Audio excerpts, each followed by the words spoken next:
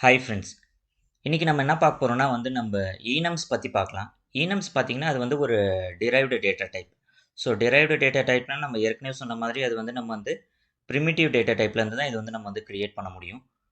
அப்புறம் பார்த்திங்கன்னா enum பார்த்திங்கன்னா அது ஒரு இன்டெக்ரல் கான்ஸ்டன்ட்னு சொல்லுவாங்க. இன்டெக்ரல் கான்ஸ்டன்ட்னா என்ன அர்த்தம்னா நம்ம ஒரு வேல்யூ கூட நம்ம இன்னொரு கான்ஸ்டன்ட் வேல்யூ நம்ம ஆட் பண்ணிகிட்டே போகலாம் நம்மள. ஸோ அதுதான் இன்டெக்ரல் கான்ஸ்டன்ட்னுவாங்க. அதுக்கப்புறம் பார்த்தீங்கன்னா, ஈனம்ஸ் மேல நம்மளால சில ஆப்பரேஷன்ஸும் பெர்ஃபார்ம் பண்ண முடியும். இப்போ உங்ககிட்ட ஒரு ஈனம் இருந்தா, அதில +2ன்னு உங்களால ஆட் பண்ண முடியும். அந்த வேல்யூ இருந்ததுன்னா, அந்த வேல்யூ உங்களுக்கு வரும். அத நம்ம எப்படின்னு சொல்லிட்டு நம்ம பார்க்கலாம். ஸோ இன்னைக்கு நம்ம என்ன எக்ஸாம்பிள் என்ன பார்க்க போறோம்னா, நம்ம ஈனம்ஸ் பார்த்தீங்கன்னா, இதுவும் கான்ஸ்டன்ட், மேக்ரோஸும் பார்த்தீங்கன்னா, அதுவும் கான்ஸ்டன்ட். ஸோ 2மே பார்த்தீங்கன்னா, நம்ம கான்ஸ்டன்ட் வேல்யூ தான். ஆனா ஈனம்ஸா கிரியேட் பண்ணும்போது சில அட்வான்டேஜஸ்லாம் இருக்கு. ஸோ அது என்னென்ன அட்வான்டேஜஸ்ன்னு சொல்லி நம்ம பார்க்கலாம். இது ஒரு எக்ஸாம்பிள் மூலியமா நம்ம இப்போ பார்க்க போறோம். ஸோ நான் ஏற்கனவே சில விஷயம் நான் காப்பி பண்ணி வச்சிருக்கேன். அத நான் இப்போதைக்கு பேஸ்ட் பண்ணிட்டேன். டைம் வேஸ்ட் பண்ண விரும்பல.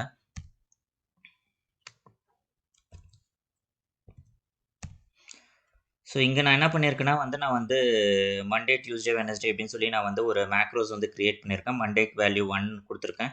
அதுக்கப்புறம் அப்படியே இன்க்ரீஸ் ஆயிட்டே போகுது. ஸோ சண்டேக்கு பார்த்தீங்கன்னா 7 வரைக்கும் வருது. அதுக்கப்புறம் இன்னொரு மேக்ரோவும் நான் கிரியேட் பண்ணியிருக்கேன். On, of. ஸோ இதையும் பார்த்தீங்கன்னா நான் 1, 0 நான் வேல்யூ குடுத்துருக்கேன்.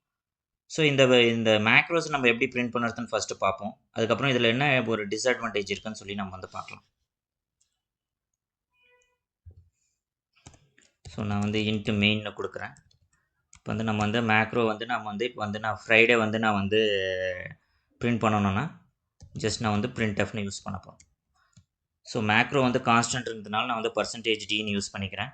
இப்போ நான் இந்த இடத்துல ஃப்ரைடேவோட வேல்யூ நான் பிரிண்ட் பண்ண போகிறேன்.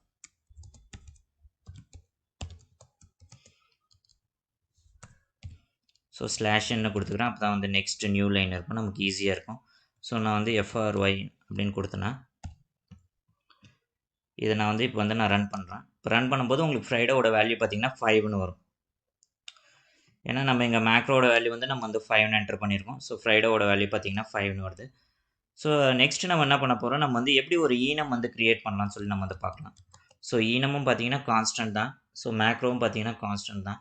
ஸோ இது எப்படி டிஃபர் ஆகுது, இன்னும் ஒரு அட்வான்டேஜ் ஈனம் யூஸ் பண்ணுறதுன்னு சொல்லி நம்ம பார்க்கலாம். ஸோ நான் வீக்குன்னு சொல்லி நான் ஒரு ஈனமோட நேம் கிரியேட் பண்ணுறேன். ஸோ இதில் பார்த்தீங்கன்னா நான் இப்போ மண்டே, டியூஸ்டே நான் கொடுத்துட்றேன். நான் ஸ்மால் லெட்டர் யூஸ் பண்ணுறேன் ஜஸ்ட் டு டிஃப்ரென்ஷியேட் பண்ணுறதுக்காக. Thursday, Friday, Saturday, Sunday. So இப்படி நான் கொடுத்துட்டேன். இப்படி தான் நீங்கள் ஒரு ஈனம் கிரியேட் பண்ணணும். ஸோ இப்போ ஈனம் வேரியபிள் எப்படி கிரியேட் பண்ணுறதுன்னு சொல்லிட்டு நம்ம பார்க்கலாம். அதுக்கும் பார்த்தீங்கன்னா ஈனம்.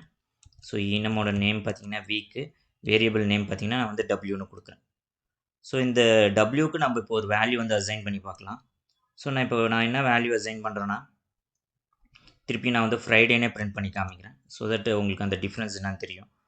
இப்போ நான் W = FRI அப்படின்னு சொல்லி நான் போட்டுறேன். ஸோ இந்த இடத்த நான் பிரிண்ட் பண்ணுறேன். ஈனமோட வேல்யூ நான் பிரிண்ட் பண்ணி காமிக்கிறேன். printf இந்த இடத்த ஈனம் ஃப்ரைடே வேல்யூ. ஸோ இப்படி நீங்கள் பிரிண்ட் பண்ணும்போது என்ன ஆகுனா ஸோ ஈனமும் பார்த்தீங்கன்னா இன்டீஜர் தான். ஸோ அதனால் நான் %dன்னு கொடுத்துக்கிறேன். ஸோ நான் W வேல்யூ நான் பிரிண்ட் பண்ணுறேன். இப்போ Wவோட வேல்யூ பார்த்தீங்கன்னா நமக்கு பார்த்தீங்கன்னா 4ன்னு பிரிண்ட் ஆகும். இது ஏன் 4ன்னு பிரிண்ட் ஆகுது, ஏன் 5ன்னு பிரிண்ட் ஆக மாட்டேங்குதுன்னா, நமக்கு ஈனம் வேல்யூ பார்த்தீங்கன்னா பை டிஃபால்ட்டாக நமக்கு 0லேருந்து ஆரம்பிக்கும். ஸோ பார்த்தீங்கன்னா இந்த இடத்த பார்த்தீங்கன்னா உங்களுக்கு டிஸ்பிளே பண்ணது 0லேருந்து ஆரம்பிக்குது. ஆனால் நம்ம பார்த்தீங்கன்னா மேக்ரோவில் பார்த்தீங்கன்னா நம்ம 1லேருந்து ஆரம்பிச்சிருக்கோம். ஸோ நமக்கு இந்த மாதிரி 1லேருந்து ஆரம்பிக்கணும்னா நம்ம ஒரு சிம்பிளான விஷயம் பண்ண முடியும். ஜஸ்ட் நம்ம மண்டே = 1ன்னு கொடுத்துட்டு திருப்பி நான் இப்போ ரன் பண்ணுறேன். இப்போ பார்த்தீங்கன்னா உங்களுக்கு ஃப்ரைடே பார்த்தீங்கன்னா ரெண்டுமே 5ன்னு பிரிண்ட் ஆகும். ஸோ இது ஒரு அட்வான்டேஜ். ஸோ நம்ம எந்த வேல்யூலேருந்து நம்ம ஸ்டார்ட் பண்ணணும்னு நினைக்கிறோமோ அது ஈஸியாக ஸ்டார்ட் பண்ண முடியும். இன்னொரு அட்வான்டேஜ் பார்த்தீங்கன்னா, இப்போ இந்த இடத்துல மேக்ரோ இருக்குது. எனக்கு இப்போ மண்டே வேணாம் ஸ்டார்டிங் ஆஃப் தி வீக், எனக்கு சண்டே தான் வேணும் ஸ்டார்டிங் ஆஃப் தி வீக் அப்படின்னு சொல்லி நம்ம நினச்சோன்னா, நம்ம இதே மேக்ரோவில் என்ன பண்ணணும், இந்த இடத்த திருப்பியும் பார்த்தீங்கன்னா மண்டேக்கு பதில் இந்த இடத்த #defined SUN கொடுத்து 1ன்னு கொடுக்கணும். அதுக்கப்புறம் இந்த எல்லா மேக்ரோஸையுமே நம்ம சேஞ்ச் பண்ணணும். ஏன்னா வந்து சண்டே வேல்யூ வந்து ஃபஸ்ட்டு வந்துச்சுன்னா இப்போ நான் இந்த மாதிரி வந்து ஹேஷ் டிஃபைன் SUN இந்த இடத்துல நான் 1ன்னு கொடுத்தேன்னா இப்போ பார்த்தீங்கன்னா நான் மண்டே டியூஸ்டே வெனஸ்டே தேர்ஸ்டே எல்லா வேல்யூஸுமே நான் சேஞ்ச் பண்ணணும். ஸோ இது வந்து ஒரு ப்ராப்பரான வே கிடையாது. இது வந்து ஒரு 7 மேக்ரோஸ் இருக்கிறதுனால நம்ம வந்து ஈஸியாக நம்ம சேஞ்ச் பண்ணணும்னு நினைக்கலாம். ஆனால் இப்போ வந்து நமக்கு வந்து ஒரு பெரிய ஒரு செட் ஆஃப் மேக்ரோஸ் இருக்குது. ஒரு 50 மேக்ரோ இருக்குது, 100 மேக்ரோ இருக்குன்னா நம்ம ஒரு வேல்யூஸ் நம்ம முன்னாடி போட்டோம்னா அந்த வேல்யூஸை இது பண்ணி எல்லா வேல்யூஸுமே நம்ம சேஞ்ச் பண்ண வேண்டியதாக இருக்கும். இது வந்து பார்த்தீங்கன்னா மேக்ரோவில் பார்த்தீங்கன்னா ஒரு பெரிய டிஸ்அட்வான்டேஜ். ஸோ இதே நம்ம வந்து ஒரு ஈனமில் பண்ணோம்னா இது வந்து நம்ம ரொம்ப சிம்பிளாக பண்ண முடியும். ஜஸ்ட் என்ன பண்ணணும், நம்ம ஸ்டார்டிங் ஆஃப் தி வீக் வேணும்னா நம்ம ஜஸ்ட் இங்கே சண்டேன்னு கொடுத்து நம்ம கமாண்ட் கொடுத்துட்டு சண்டே வந்து நம்ம வந்து 1லேருந்து ஸ்டார்ட் பண்ணிக்கலாம். ஸ்டார்ட் பண்ணிவிட்டு மண்டேவோட வேல்யூ பார்த்தீங்கன்னா அதை நம்ம வந்து அப்படியே விட்டுடலாம். இப்போ பார்த்தீங்கன்னா உங்களுக்கு வந்து ஃப்ரைடேவோட வேல்யூ நம்ம பிரிண்ட் பண்ணோம்னா உங்களுக்கு பார்த்தீங்கன்னா வந்து 6ன்னு வரும். நான் பிரிண்ட் பண்ணி காமிக்கிறேன். ஸோ 2 சண்டே இருக்குதுன்னு நினைக்கிறேன். 2 சண்டே இருக்குது, அதனால தான் எரர் கொடுக்குது. ஸோ இந்த சண்டே நம்ம எடுத்துடுறோம். எடுத்துகிட்டு நம்ம பிரிண்ட் பண்ணோன்னா பார்த்தீங்கன்னா 6ன்னு வருது ஃப்ரைடேவோட வேல்யூ. ஸோ இது ரொம்ப சிம்பிளாக முடிஞ்சிருச்சு. நம்மனா ஜஸ்ட் என்ன பண்ணணும், நம்ம ஒரு விஷயம் நம்ம சேஞ்ச் பண்ணணும். நாளைக்கு இன்னொரு மேக்ரோ நாளைக்கு இன்னொரு ஈனம் வந்து நம்ம ஆட் பண்ணோம்னா ஜஸ்ட் நம்ம இந்த இடத்த ஆட் பண்ண முடியும். நம்ம எந்த வேல்யூஸுமே நம்ம வந்து சேஞ்ச் பண்ண தேவையில்ல. ஆட்டோமேட்டிக்காக அந்த வேல்யூஸ் பார்த்தீங்கன்னா ரீஅசைன் ஆகிடும். ஸோ இந்த இடத்த நான் இன்னொரு வேல்யூஸ் நான் இந்த இடத்த போட்டேன்னா உங்களுக்கு வந்து ஆட்டோமேட்டிக்காக ஃப்ரைடேவோட வேல்யூ வந்து சேஞ்ச் ஆகிடும். ஃப்ரைடேனால எல்லா வேல்யூஸ் பார்த்தீங்கன்னா ரீஅரேஞ்ச் ஆகிடும். இது வந்து ரொம்ப அட்வான்டேஜஸ் இது. ஏன்னா வந்து நம்ம வந்து ஒரு பெரிய லெவலில் ப்ரோக்ராம் பண்ணும்போது நமக்கு என்னென்ன வேல்யூஸ் வருதுன்னே நமக்கு தெரியாது. இனிஷியலாக நம்ம ஒரு செட் ஆஃப் வேல்யூஸ் வச்சுருப்போம். நாளைக்கு இன்னும் 2-3 செட் ஆஃப் வேல்யூஸ் வருதுன்னா அதை நம்ம எங்கே வேணுமோ அந்த இடத்த ப்ராப்பராக நம்மளால் வந்து இன்சர்ட் பண்ண முடியும். ஸோ இது ஒரு பிக்கஸ்ட் அட்வான்டேஜ் இது ஈனம் யூஸ் பண்ணுறதுனால. இந்த அட்வான்டேஜ் வந்து உங்களுக்கு வந்து மேக்ரோவில் வந்து கிடைக்காது. ஸோ இன்னொரு விஷயம் பார்த்தீங்கன்னா நம்ம வந்து இந்த இடத்த ஒரு மேக்ரோ டிஃபைன் பண்ணியிருக்கோம், இந்த இடத்த ஒரு மேக்ரோ டிஃபைன் பண்ணியிருக்கோம்.